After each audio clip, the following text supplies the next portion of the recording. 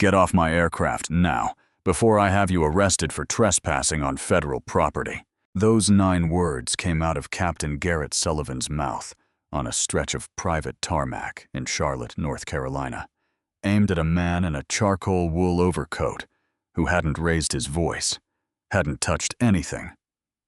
He shouldn't have, and hadn't done a single thing wrong except walk up a set of air stairs while being exactly who he was. Rewind a short while, and none of this had happened yet. The morning was cold enough that breath hung in the air over Charlotte. Douglas International's private aviation ramp, where a Bombardier Global 7500 sat gleaming under sodium floodlights, tail number N410, worth just north of $75 million. Frost still clung to the leading edge of the wings. A ground crew technician in an orange vest was running a de-icing check, clipboard in hand, breath fogging the cold air in short bursts. Inside the cabin, the scent of fresh brewed Ethiopian coffee mixed with new leather and the faint bite of aviation cleaner. Everything about this airplane said money that didn't need to announce itself. This part of the story is about a compass. Not a real one. A small, tarnished brass pin, no bigger than a quarter, shaped like a compass rose, with a single scratch across its glass face. Keep your eye on it. It matters more than the $75 million jet ever will. Harlan Whitfield had pinned that compass to the inside of his coat lapel that morning, the way he did every single flight out of habit, older than his marriage. It had belonged to his father, Elroy Whitfield, a man who spent decades driving long-haul freight up and down I-85 and never once got to set foot inside an airport terminal as anything other than someone dropping a package at the cargo dock. Elroy used to say that the compass didn't point north. It pointed toward wherever your dignity was, and your job in life was to keep walking in that direction, no matter who tried to spin you around. Harlan was built lean from years of early morning rowing on Lake Norman, and dressed that day in a plain gray overcoat, with no visible logos. Dark jeans and a pair of scuffed brown boots that had seen better winters. Nothing about him said founder and majority owner of Ridgeline Capital Partners, a private equity firm that had recently closed a $340 million acquisition of Sterling Aviation Group, the very charter operator whose airplane he was about to board. I hadn't told anyone at Sterling who he was. Not the dispatcher, not the ground crew, not the flight attendant who'd checked the manifest that morning. He'd asked his assistant to book the flight under his legal name, no title, no company letterhead, the same way any client would book a $41,000 round trip to Aspen. His reason was simple, and he'd said it to his wife, Renee, over coffee days earlier. "I want to know what my company actually is before I let it use my name." Renee Whitfield walked beside him across the tarmac that morning in a camel wool coat, her dark hair pulled back, carrying nothing but a leather tote and the quiet, settled confidence of a woman who had spent years building a pediatric occupational therapy practice from a single rented office into 4 clinics across Mecklenburg County. She didn't need anyone's permission to belong anywhere, and it showed in the unhurried way she walked. Like the tarmac itself had been waiting for her. Their son, Asher, trailed a half step behind them, backpack slung over one shoulder, wearing a faded NASA hoodie and carrying, of all things, a dog-eared paperback on turbine engine design that he'd been reading on the drive to the airport. Asher wanted to study aerospace engineering at Georgia Tech. He'd built a working-scale model of a jet engine for his senior science fair using scavenged bicycle parts and a 3D printer. He'd saved up for himself, working weekends at a hardware store to afford it. I was the kind of young man who got quietly, completely absorbed by machines, the way some kids get absorbed by music or basketball. None of that mattered to what was waiting for them at the top of the air stairs. Captain Garrett Sullivan had flown for decades, the last stretch of them in private aviation, after what he described to anyone who'd listen as leaving the airlines because he was tired of being told how to do his job by people who'd never sat in a cockpit. He stood with a square jaw, a silver crew cut, and the kind of posture that made junior crew members straighten their own spines just being near him. 4 gold stripes sat on each epaulette. He wore them like a crown. Sullivan liked private aviation for exactly one reason: control. On an airliner, he was one voice among a hierarchy. On a private jet, he was the last word. Federal Aviation Regulation Part 91 gave him final authority over who flew and who didn't. And over the years, he had come to treat that authority less like a responsibility and more like a personal kingdom, one where he alone decided who looked like they belonged in $75 million leather seats. In the galley, flight attendant.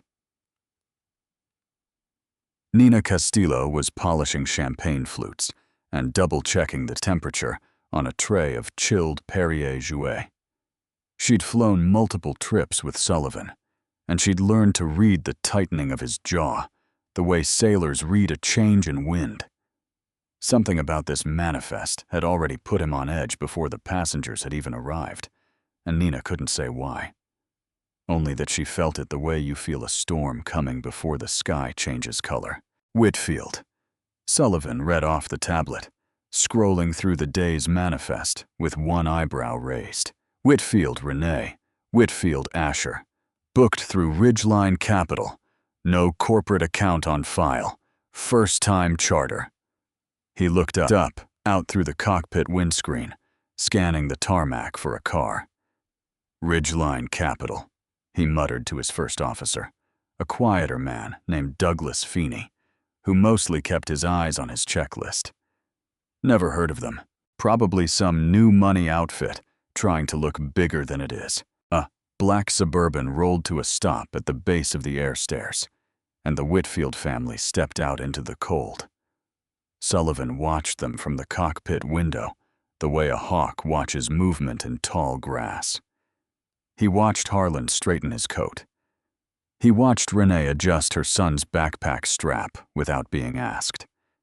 He watched Asher look up at the tail fin with open, unguarded wonder.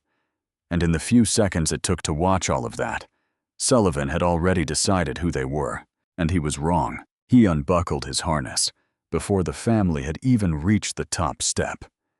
That's the first tier. Watch it happen, because it will happen twice more, worse each time. Asher reached the cabin door first, and rather than sitting, he leaned. Just leaned. Hands in his own pockets, not a finger extended toward anything. To look through the open cockpit doorway at the glowing Honeywell Primus Epic displays. Is that dual FMS redundancy? He asked quietly, mostly to himself, the way a kid asks a question he already half knows the answer to, because he just wants to hear it confirmed. Sullivan spun in his seat like the boy had reached for a weapon. "Get back!" Sullivan snapped, his voice cracking through the cabin like a dropped tray of glass. "Hands where I can see them. This is a secured flight deck, not a museum exhibit for you to gawk at." Asher froze mid-step, his mouth still open around the question he hadn't finished asking. Nina in the galley felt her stomach drop through the floor of the aircraft. "Sorry," Asher said, taking a full step back, his voice smaller than it had been moments earlier. "I wasn't going to touch." "I don't care what you were going to do," Sullivan barked, unbuckling fully now and rising to his full height in the narrow galley space, looming over the young man. The way a man looms over someone he has already decided doesn't deserve an ounce of patience. "Sit down, now." This is where the air in the cabin changed.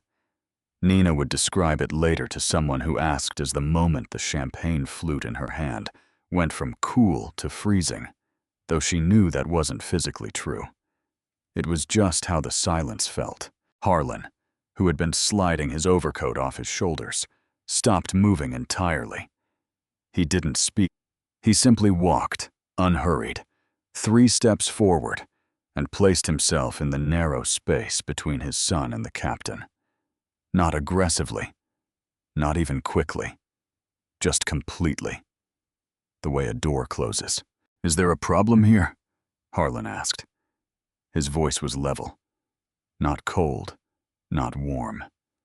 Level the way a surgeon's voice is level before an incision. Sullivan looked him up and down. And here's the second tier, worse than the first, because now it wasn't about a boy standing too close to a doorway.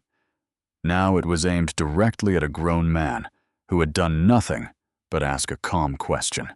"The problem, sir," Sullivan said, drawing the word "sir" out like an insult wrapped in courtesy, "is that I don't recognize your names on this manifest, and I don't recognize your faces from any client file I've flown before.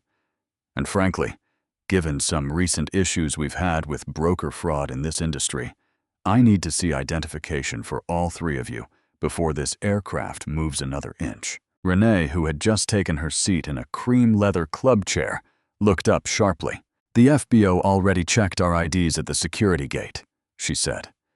"That's standard. This is a second check that no other charter I've flown has ever required." "That's ground security," Sullivan said, inventing the distinction on the spot. The same way a man invents a rule after he's already decided the outcome he wants. "I'm flight security, and right now I am not comfortable with 3 unfamiliar passengers who booked under a company I've never heard of, one of whom was just reaching toward my avionics." "I wasn't reaching toward anything," Harlan said, still level, still calm. Though something behind his eyes had gone very still, the particular stillness of a man doing math instead of feeling. "My son asked a question about the flight management system. That's the whole of what happened." Sullivan's jaw worked side to side. He hated being corrected in front of his own flight attendant. Hated it with a heat that had nothing to do with the cold tarmac outside, and everything to do with decades of believing that 4 gold stripes meant nobody got to speak to him like that. Somewhere in the part of his mind he never examined too closely, an old, ugly arithmetic was running. Young black man, too close to the cockpit. Older black man, defending him instead of apologizing. And a company name that didn't ring any bells. The sum of which, in Sullivan's head, added up to something other than what was actually standing in front of him. It added up to threat. "I am the pilot in command," Sullivan said, his voice climbing. "This aircraft does not move until I'm satisfied. Now, identification, all 3. This isn't a discussion." Harlan reached into his coat, unhurried, and produced his North Carolina driver's license. Renee handed over her passport and Asher's. Sullivan snatched them. Snatched, not took, and held each one up to the cabin light like he expected to find a forgery, comparing photographs to faces with theatrical, insulting slowness, the kind of scrutiny designed less to verify anything and more to make the people in front of him feel small. "The names check out," Sullivan finally said, handing them back without meeting anyone's eyes. "But you'll excuse me if I find it strange that Ridgeline Capital doesn't have you listed as an executive on any account I can find. What exactly is your relationship to the company?" "That is not information I'm required to give you," Harlan said, his voice still even. Still quiet, but with something new underneath it now. Something with an edge. "Our names are on the manifest. This flight is paid in full. Your responsibility is to fly us to Aspen safely. I'd suggest you focus on that."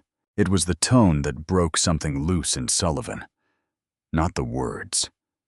The tone.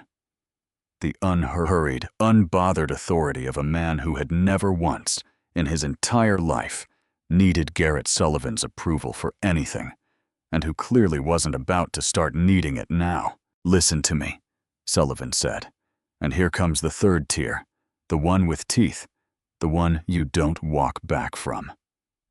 I don't know who you think you are or how you scrape together the money for a flight like this, but you don't get to talk to me like I work for you. I am responsible for a $75 million aircraft and everyone on it. If I determine that a passenger is uncooperative or poses any kind of risk to this flight, I am fully within my rights under Part 91 to deny boarding, effective immediately. That's what I'm doing. He didn't yell at our son, Renee said, standing now, her voice sharp enough to cut glass. He asked you to stop yelling at our son. The only person creating a disturbance on this aircraft, Captain, is you. Don't raise your voice at me, Sullivan snapped, pointing a finger toward her, and something about that gesture, the finger jabbing toward his wife, did something to Harlan's face that Nina would remember for the rest of her career. Not anger. Something colder and more final than anger. Do not point at my wife, Harlan said. His voice dropped to something barely above a whisper, and the whole cabin seemed to hold its breath around those 6 words. The APU hum faded into background static. Nobody moved. This is the first frozen moment of the story, the one where nothing happens for a few full seconds, and everything changes anyway. Sullivan mistook the stillness for weakness, the way men like Sullivan always do. He straightened his shoulders, savoring what he believed was a victory already won. That's it, he announced, turning toward Nina, who was standing rigid against the galley bulkhead, eyes wide, one hand pressed flat against her own sternum, like she could hold her heart in place. Open the door, get the stairs back up. This family is off my aircraft. Captain, please, Nina said, her voice cracking. They haven't done anything. Dispatch cleared this manifest. I said open the door, Sullivan roared, and Nina flinched like she'd been struck, reaching with trembling fingers for the hydraulic release. The door hissed open. Cold air flooded back into the cabin. Out on the tarmac, a bewildered ground crew technician wheeled the air stairs back into place, unsure why a flight that hadn't even started engines was suddenly aborting. Harlan looked at Sullivan for a long moment. Are you certain, Captain? He said quietly. This is your last opportunity to reconsider. I have never been more certain of anything, Sullivan said, arms crossed over his chest, like a man guarding a castle. Off. Now. Or I call airport police and have all 3 of you removed in handcuffs for interference with a flight crew. Harlan turned to his son. Asher's jaw was tight, his eyes bright with a fury he was working very hard to keep contained. Grab your bag, Ty, Harlan said gently, using the nickname only family used. We're leaving. Dad, we're just going to let him, Asher started. We're not letting him do anything, son, Harlan said, resting a hand on his shoulder as they gathered their things. We're letting him finish building the trap he's standing in. As they passed the galley, Renee paused and looked at Nina, whose eyes were rimmed red. One silent tear tracking down her cheek. This isn't on you, sweetheart, Renee said softly. You tried. That matters more than you know. Sullivan stood in the open cabin doorway, watching the family descend the air stairs into the cold. And he felt something he would later, much later, be ashamed to admit he'd felt. Satisfaction. The particular poisonous satisfaction of a man who believes he has just successfully defended something that was never his to defend in the first place. Get their bags out of the hold, he barked down to the ground crew. Then he turned back to Nina. Stop crying and get this cabin reset. I'm calling dispatch. Tell them we may be short 3 seats, or the broker's sending the real clients. He marched back into the cockpit and dropped into his seat, like a king reclaiming a throne. He had no idea, in that moment, that the throne belonged to someone else entirely, and that the someone else was standing on the freezing tarmac 40 feet away, pulling out his phone. Down below, Renee adjusted her sunglasses against the sharp winter light. "Well," she said, her voice dry as sand. "That was certainly an education." "He profiled us," Asher said, his hands balled into fists at his sides. "He heard me ask one question and decided I was a threat. He heard Dad correct him and decided we were criminals. He just assumed." "I know, son," Harlan said, and his voice had lost its courtroom calm now, replaced by something warmer and sadder underneath. "Some people will look at you and build an entire story about your worth before you've said a single word. The only thing you control is whether you let them make you shout back. Loud doesn't win this. It never has." He scrolled past his recent calls to a number saved simply as Briggs. Sterling. The line picked up on the second ring. "Marcus, Harlan, good morning," boomed the voice of Walter Briggs, chief executive of Sterling Aviation Group, the man Ridgeline had kept on to run day-to-day operations after the acquisition closed. "You should be somewhere over Tennessee by now. How's the 7th Fiat treating you?" Harlan watched the Suburban driver, confused, already circling back toward them, radioed by a ground crew supervisor who didn't understand why bags were coming back off a plane that hadn't left the gate. "We're not in the air, Walter," Harlan said, his voice conversational, almost light, the calm before a very specific kind of storm. "We're standing on the tarmac. Your captain just removed my wife, my son, and me from the aircraft." Silence. A long, heavy silence. The kind that has weight. The kind you can hear a man's stomach drop into. "He did what?" "He decided we didn't belong," Harlan said. "He demanded identification after our names matched the manifest. He screamed at my son for standing near an open cockpit door and asking a question about avionics.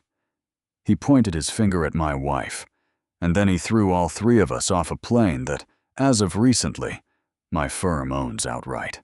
Walter Briggs made a sound like a man who had just been told his house was on fire while he was standing inside it. "Harlan, I don't have words. I will fire him within the hour." "Not yet," Harlan said, and something in his voice made Walter go quiet immediately. "I have a better idea. Call dispatch. Tell Captain Sullivan that the actual owner of Sterling Aviation was delayed in morning traffic and is now 10 minutes out, and that the owner has personally requested Sullivan meet him on the tarmac for an inspection before that aircraft is cleared for any further flights today." There was a pause, and then, slowly, understanding dawned in Walter's voice. "You want him to wait for you. I want him to sweat a little first," Harlan said. "Let him rehearse his best smile for a boss he thinks is a stranger. Then I'm going to walk back up those stairs and let him meet the man he already threw away." That is how long Garrett Sullivan stood at the base of the air stairs in a stiff parade rest, his breath fogging in the January cold, his uniform jacket buttoned to the throat, his shoes going numb against frostbitten concrete. He kept checking his reflection in the polished cowling of the aircraft's engine, straightening the same crease in his collar 4 separate times. He imagined a Rolls-Royce, or maybe a Bentley Flying Spur. He imagined a silver-haired titan of industry stepping out, someone who would shake his hand and thank him personally for protecting the asset from suspicious walk-ons. What rolled up instead was a black Suburban he recognized immediately, and the recognition hit him like a physical blow to the chest. The rear door opened. Harlan Whitfield stepped out. Same gray overcoat, same unhurried gait. The small brass compass pin catching a flash of winter sunlight on his lapel. Behind him came Renee, then Asher, arms crossed, jaw set, watching Sullivan with the flat, expectant stare of a young man who already knew exactly how this was going to end and was simply waiting for the adult in the situation to catch up. Sullivan's rehearsed obsequious smile didn't fade. It shattered all at once, replaced by a violent flush, climbing up from his collar. "What in God's name are you doing back here?" Sullivan barked, storming forward, abandoning every last shred of the composure he'd spent time freezing to maintain. "I told you you are banned from this ramp. This is a secured federal facility. I am calling the police right now." Harlan didn't flinch, didn't raise a hand, didn't do anything except stand perfectly still and let Sullivan close the distance between them until the captain was close enough that Harlan could see the sweat beading on his temple despite the cold. "You people," Sullivan spat, reaching for the radio clipped to his belt, "have absolutely no respect for how the real world works. You are going to be arrested. I am going to press charges personally for interference with a flight crew, and I am going to make sure every charter operator on the East Coast knows your names." Harlan let him finish. He always let them finish. His father had taught him that decades ago, standing beside a loading dock where men in short-sleeved shirts used to talk to Elroy Whitfield the exact same way. "Let a man dig his hole all the way down," his father used to say. "Never hand him the shovel back." "Are you finished, Captain?" Harlan asked once Sullivan had run dry, his chest heaving under his jacket. "I am finished with you," Sullivan snarled. "The owner of this company is arriving any minute, and I am not going to let a bunch of fraudulent walk-ons ruin this inspection. Turn around. Walk away. Now." Harlan reached into his coat, not for the wallet this time. He drew out a phone, screen out the already lit. A call already live on speaker. "Walter," Harlan said calmly. "Still there?" "Right here, Mr. Whitfield," came Walter Briggs' voice, tinny but clear across the open tarmac. "I've heard the last couple of minutes of that. All of it." Sullivan's hand froze over his radio. The blood left his face so fast he swayed slightly on his feet like the ground itself had shifted underneath him. "Mr. Whitfield," Sullivan said, the name tasting like ash in his mouth. What is this?" "Garrett," Walter said, and his voice had gone somewhere. Sullivan had never heard it go before, flat and formal and final. "The man standing in front of you is Harlan Whitfield, founder and managing partner of Ridgeline Capital Partners.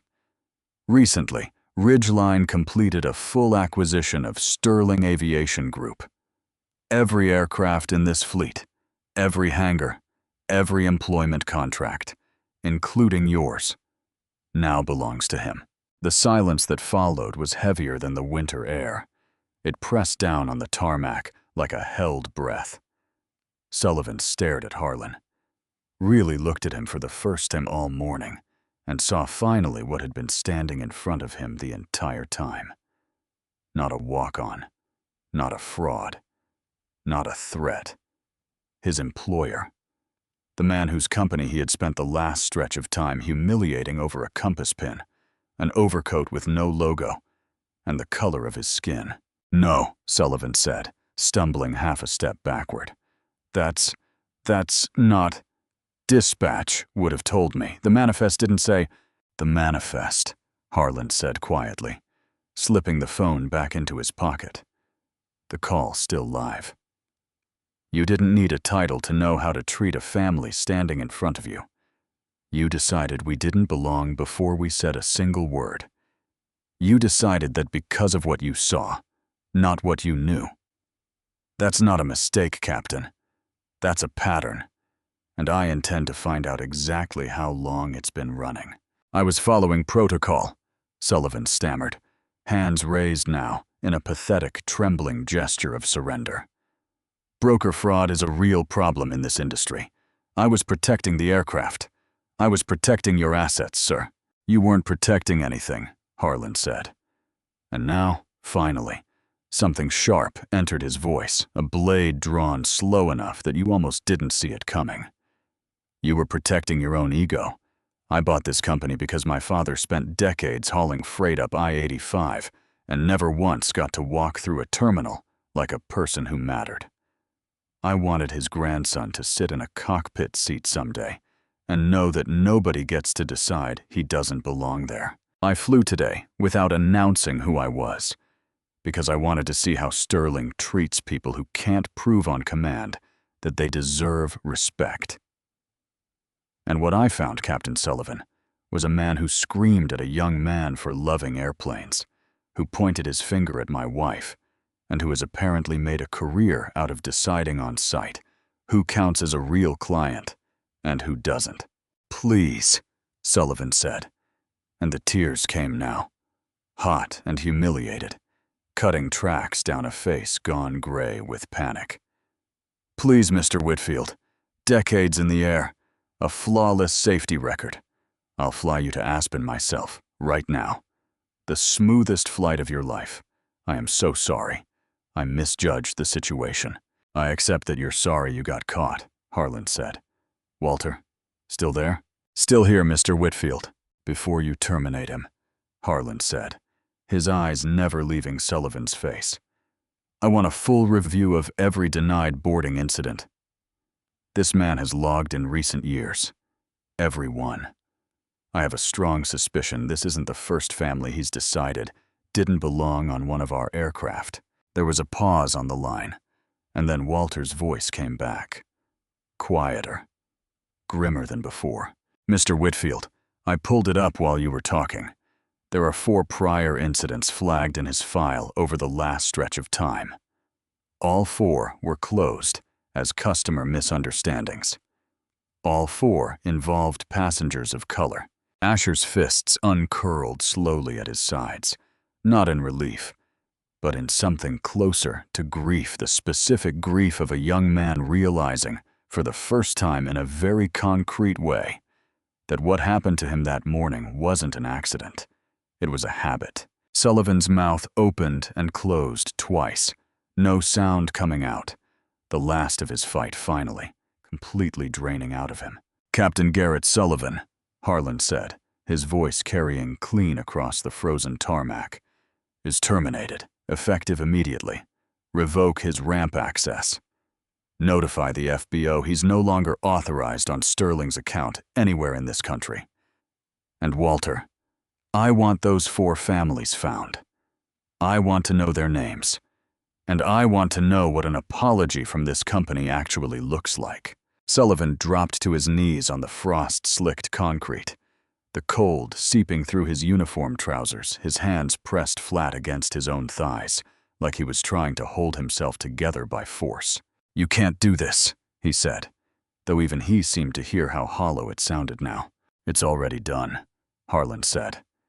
He felt no triumph in it, only the tired, necessary weight of removing something that never should have been allowed to run loose this long. "Get up, Captain. You still have some dignity left. Use it to walk to that police car on your own feet." To Charlotte. Mecklenburg Airport. Police cruisers were already rolling across the tarmac, light turning silent, rhythmic red and blue against the pale morning sky. Called ahead by Walter Briggs. The moment the line had gone quiet, not to arrest the Whitfields, but to escort a newly terminated employee off secured private property. Sullivan watched them come the way a man watches weather he can no longer outrun. Slowly, his hands shaking, he reached up and unpinned the 4 gold stripes from each shoulder, the symbols of an authority he had spent decades treating like a birthright instead of a responsibility, and handed them to the ground crew supervisor, who jogged over to assist. Then he stood and let the officers walk him to the back of a cruiser, and did not look back at the aircraft even once. "He just crumbled," Asher murmured, watching the cruiser shrink into the distance. "Men like that always do," Harlan said, resting a hand on his son's shoulder. "They build their whole identity out of deciding who's beneath them, because somewhere underneath all that, they're terrified of a world where none of that matters, where what actually decides your worth is how you treat someone with nothing to prove and everything to lose." A short while later, A second captain arrived. A tall man named Andre Michaels, called in from Sterling's reserve roster, who walked up the air stairs, removed his cap, and gave the family a short, respectful nod before he'd said a single word. "Mr. and Mrs. Whitfield, Asher, it's an honor to have you aboard your own aircraft. I understand what happened this morning, and I promise you the rest of this flight will look nothing like it." The takeoff, when it finally came, was smooth as poured water. The Global 70-yard climbing out over the frost-dusted hills west of Charlotte and banking gently toward the Blue Ridge before turning west. Asher spent the first stretch of the flight standing quietly just behind the flight deck door at Captain Michael's open invitation, asking careful, precise questions about fly-by-wire redundancy and fuel burn curves, and Michaels answered every single one like he had all the time in the world, because that morning he did. Later, back in his seat, Asher turned to his father. "When he first started yelling at me," Asher said, "I wanted to tell him exactly who you were. I wanted to throw it in his face and watch him panic." "Why didn't you?" Harlan asked, though he already knew the answer, the way fathers sometimes ask questions they already know the answer to, just to hear their child say it out loud. "Because then I'd have been playing his game," Asher said, looking out at the curve of the earth visible from high altitude.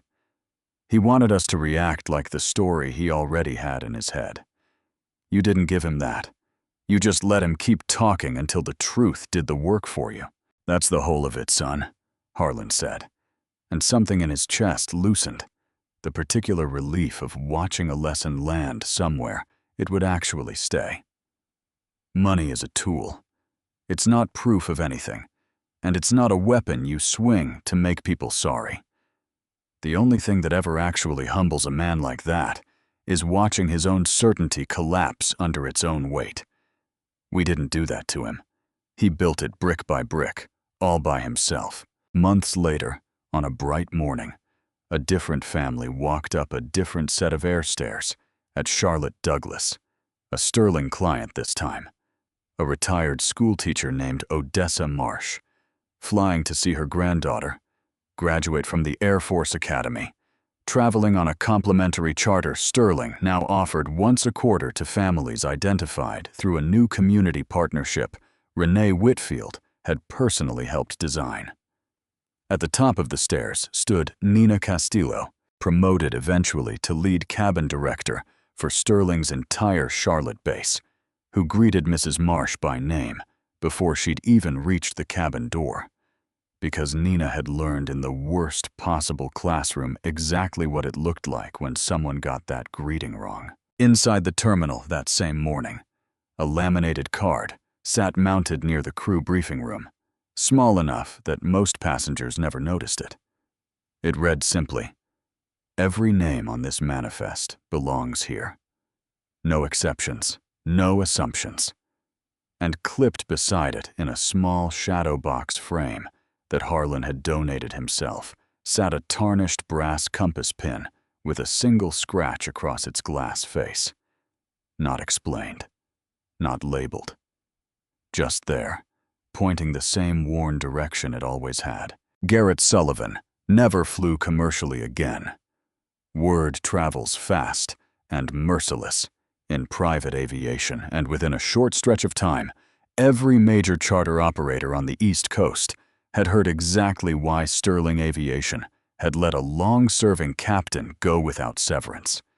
He'd traded his wings for his own certainty, and the sky, in the end, simply stopped making room for him. If this story found something true in you, not the ending, but the moment you recognized someone you've met, or someone you've been, hit, like so it can find the next person who needs the reminder that dignity isn't something you have to prove on command. Share it with someone who's ever had to hand over their ID just to be believed. And tell me in the comments, have you ever stood in that cabin? And if you had, which person would you have been?